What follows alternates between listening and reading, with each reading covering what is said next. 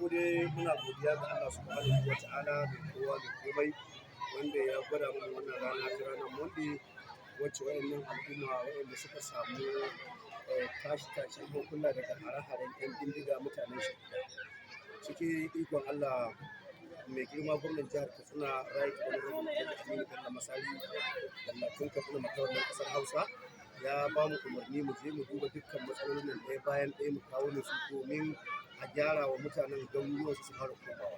Shi ne muka fara ɗaukar mejo matsala ta farko wacce muka ce za mu buga musu kwano da katako mutane su daga nan akwai maganar ƙofofi da windoji, sa'annan akwai maganar injina na markaɗe, injinan su waɗanda guda 22 manyan injina tantantan wayannan 'yan bindiga suka yi gaba da su. To cikin ikon Allah mun samu approval ta farko ta naira miliyan 88,600 wajen mai girma gwamna. So kuma mun sake samun approval ta biyu ita ce wacce za mu sai musu maganinnuka, ita ce wadda za a sai injina da sauransu da sauran aza logistics na 18 miliyan naira. Kuma in Allah ya da a naza ita kuma approval ɗin ta uku ita ce wacce za a sa masa kawari da windoji. Dalilin komawa ma yanzu saboda mutane wasu sun yi noma daga ciki, wasu sun samu sun shuka, to shi ne muka ce su koma don mu ga yadda za a yi jama'a su zanna garin. Kuma maganar security akwai jami'an tsaro kamar da kuka sani, daman jami'an soja su ne sun kwashe mutanen nan. Kuma mai girma gwamnan jihar Katsina ya yi magana da shugaban ƙasa kai tsaye, shugaban ƙasa ya ba da umarnin da shugaban soja a je a maida wa'annan mutanen na shekara don su zauna su ci gaba da rayuwa.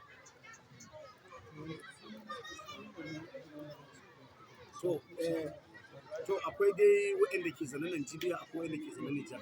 Akalla waɗanda ke zaune Nijar sun kai mutum 6,000 da wani abu. So waɗanda ke Najeriya su ma za su kai wajen mutum 6,000 da wani abu. Yanzu haka su waɗanda ke Nijar ɗin su ma sun taso daga Nijar suna can gurbi don za mu haɗa da su domin mu shiga da su.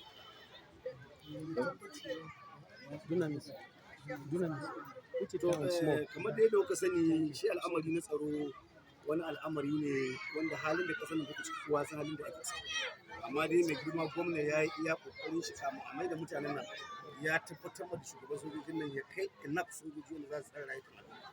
Kuma ya mashi assuring cewa insha Allah zai ba da sojojin da za su je su tsare rayuwar al'umma su ci gaba da rayuwarsu kamar yadda ake yi. Yanzu akwai maganar abinci. To akwai abinci yanzu haka mun kai buhu 2,000 a shekara da sauran kayan abinci. Kafin tun da kaga yanzu ba su da abinci. Kuma ina za su nemi abinci. Kuma bayan haka muna da sauran shinkafa akalla ta kai 5,000 a nan a ciki. In mun duba yanayin da ake ciki kuma za mu ƙara ɗiba wani buhu 2,000 don mu kai musu. Duk waɗannan kayan mai girma gwamnan jihar Katsina ne ya ba da umarnin a sai su don ajiya. Buhun wani iri ne, ƙarami ne wannan koko buhu wanda kowa ya sani? Akwai irin wannan buhun 10 kg. Daman shi ne muke da shi buhu 10,000. To shi ne muka je yanzu mun kai 2,000.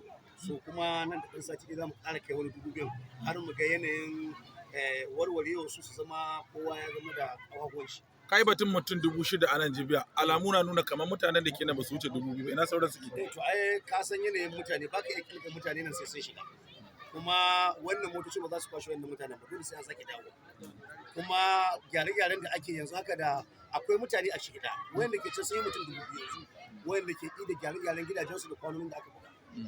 Sauran mutanen garuruwa ba. An tsari aka yi saboda 'yan makaranta ƙananan yara da kuma asibiti. To yanzu ita asibiti kamar yadda na faɗa maka, ita kanta yanzu asibitin za a je akwai maganinnuka da aka saya domin ba za ka mai da mutum cikin wa'in yanayin ba idan lalura ta kama cikin dare babu magani. Shi ma mai girma gwamnan jihar Katsina ya bada approval na maganin nan, insha Allah yana saman hanya tare da shi ma muke sa ran za mu wuce. Idan ma sun riga su tafiya so za su same mu domin akwai magani. Maganar kuma makaranta ita ma mai girma gwamna ya ce a tafi da su jami'an injiniyoyi su je su duba makarantun tun da masu koya wannan 'yan garin nan kuma suna cikin garin nan, ita ma insha Allah za a gyara ta tare da wa'annan kyawari da za a saka musu da windoji.